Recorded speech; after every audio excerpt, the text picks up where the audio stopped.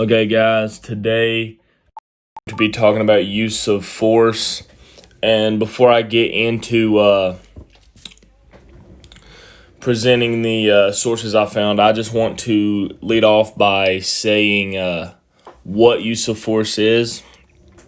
Use of force is any tactic that a police officer uses to apprehend a suspect, whether this be verbal commands.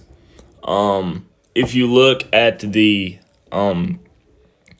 use of force continuum, it basically shows like starting out with verbal commands, with your last and final option being deadly force. And between these two, there's touch tactics, there's chemical weapons, there's your non-lethal weapons, and then, like I said, finally, there's your deadly weapon usage.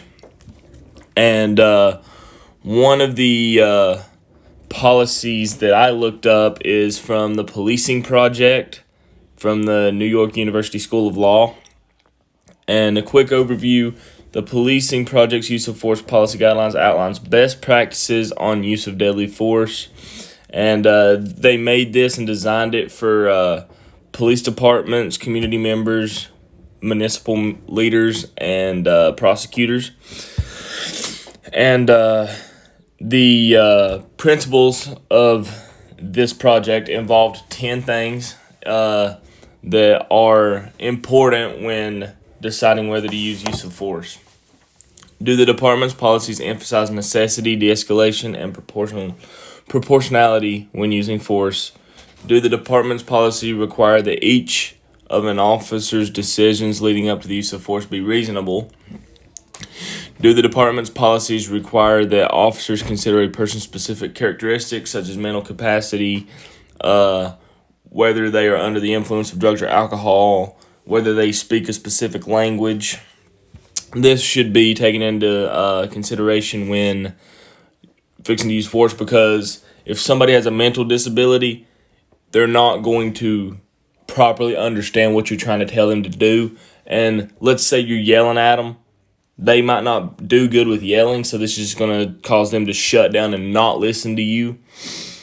And we all know drugs and alcohol can cause you to do stupid things. Like, the first thing to go when you get drunk is your judgment. You have no judgment. You don't know what to do. You don't know what the right thing is to do. So these are some important characteristics to understand while thinking about using force. And number 4, do the department's policies prohibit use of force to subdue a subject who is not suspected of any criminal conduct unless necessary to protect the officer? Number 5, do the department's policies prohibit use of force as retaliation? Do the department's policies prohibit use of force against a person who only verbally confronts officers and is not involved in criminal conduct? Do the department's policies prohibit use of force against a person who is handcuffed and otherwise restrained? Now, this is something that's happened a lot. Somebody gets handcuffed, and then they still get use of force on them by the police. Do the department's policies impose a duty to intervene on officers during improper force? Do the department's policies require officers to promptly render aid to injured subjects? Which most of these people do. Most of these officers will render aid if the subject is injured. And does the department's policy require all uses of deadly force, whether intentional or unintentional, to be immediately reported and investigated? And I don't have the article that I was reading, but in one article I was reading, it said North Carolina was known to not report use of force accidents. And I believe that this is just because they don't want to look like a agency that uses extreme use of force, because that's going to make them look bad in the eyes of their communities, their peers, all of that. So, and the second policy I was looking at is from the Arlington Police Department. And I've got some limitations and qualifications for use of force in this agency. So the circumstances to be considered is the nature of the offense, the behavior of the subject against whom force is to be used, which means like how he's talking to you, his physical actions, if he's aggressive towards you in any way, and basically the physical condition. Because, like I said, if somebody's on, like, let's say they're on meth, they're going to get aggressive. If they're on cocaine, they're going to get aggressive with you because their mind's not, they don't have control over themselves at that moment. And the feasibility or availability of alternative actions. The main thing that officers want to do is to be able to talk a suspect down. Just arrive on scene, talk to him, and get things settled out. Or the worst possible thing that a cop would be okay doing should be a taser or pepper spray, or they should find any other option except deadly force, because deadly force not only makes it to the media and makes officers look like they are in today's society, how everybody thinks cops are bad, and so the thing that we all want to happen in law enforcement is to be able to verbally talk somebody down without having to use that force. And one of the things I thought was interesting was patrol rifles or carbines. The Arlington Police Department authorizes the field deployment of patrol rifles. Patrol rifles must be zeroed to an individual. Officers may only carry the weapon with which they have qualified, and the weapon may not be deployed by another unless the circumstances exist in which that would have to be done. And here's their thing on non-deadly force. Non-deadly force may be used when a police officer reasonably believes that it is immediately necessary to take physical action. And the reason he would do this is to preserve the peace, prevent commission of offenses, or to prevent suicide or serious bodily injury, and to make lawful arrests or search, overcome resistance, or prevent escape from custody. And like I said, non-deadly force is the way that everybody wants it to go down. An officer doesn't pull up to the scene wanting to shoot somebody.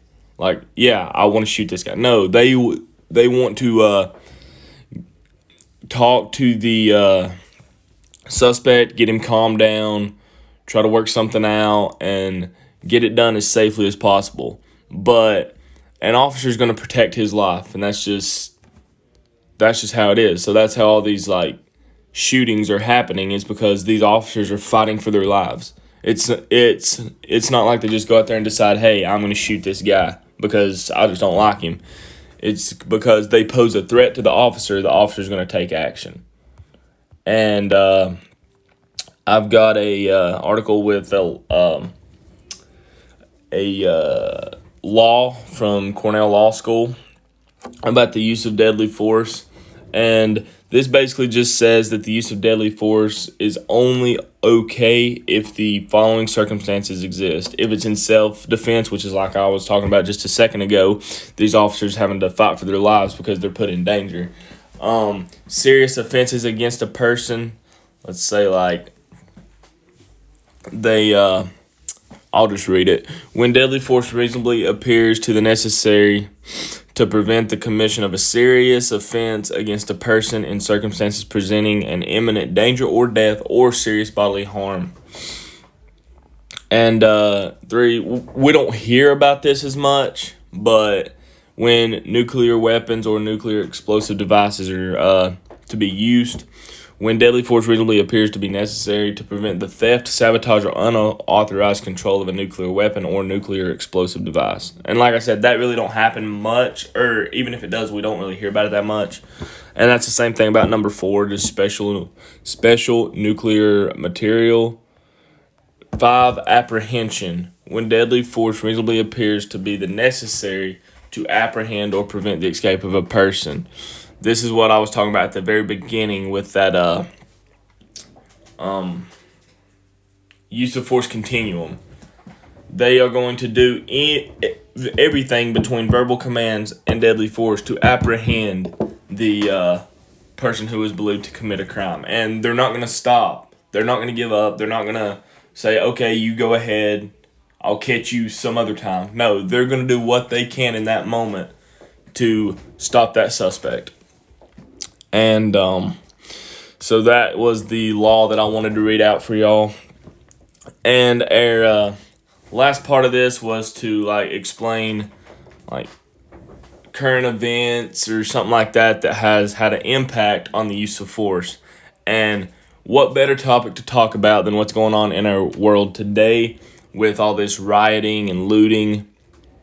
Officers are having to use more use of force because these rioters are out here burning down businesses, assaulting police officers. 2 officers got shot in the head just 2 weeks ago, just sitting in their car on duty. So this is causing the use of deadly force to go up because these criminals are threatening the lives of officers because they feel like, oh, they're bad. Officers are bad. They should all die. And if this doesn't get any better, the use of deadly force by officers is just going to get worse and worse and worse.